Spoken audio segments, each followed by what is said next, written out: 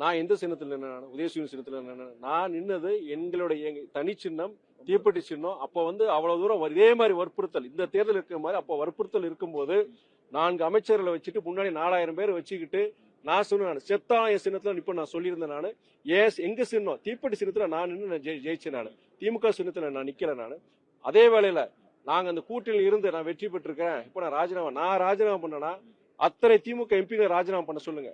நான் இது பண்றேன், ராஜினாமா பண்றேன். வைங்க தேர்தலை வைப்பணுமோ தைரியம் தான் செய்ய பண்ண சொல்லுங்க. நீங்க குதிரை பேராதுன்னு சொல்றாங்க இல்லையா?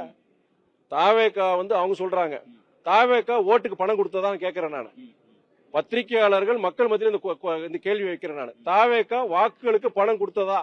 அதே வேளையில திமுக ஒவ்வொரு தொகுதியிலையும் குறைஞ்சபட்சம் 20 கோடி செலவு பண்ணாங்க. 234 கூட்டணி கட்சிகள் உட்பட செலவு பண்ணாங்க. எத்தனாயிரம் கோடி, அத்தனாயிரம் கோடி எங்க இருந்து வந்து இந்த படம்? இவங்களா குதிரை பேரை பத்தி பேசுறது?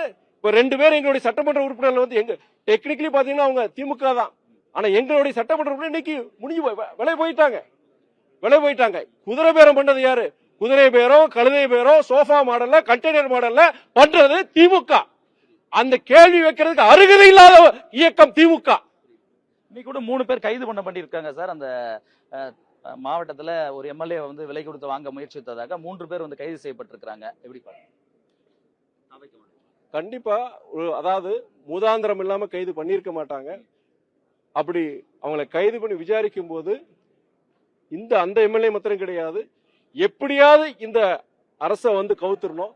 அவங்க தலைவரே சொல்றாருல 2 மாசம் 3 மாசங்கிறது அவங்களுக்கு ஒரு ஆசை எப்படியாவது. அதனாலதான் இல்லன்னா அவங்க அதிமுக ஆதரவு கொடுத்திருப்பாங்களா?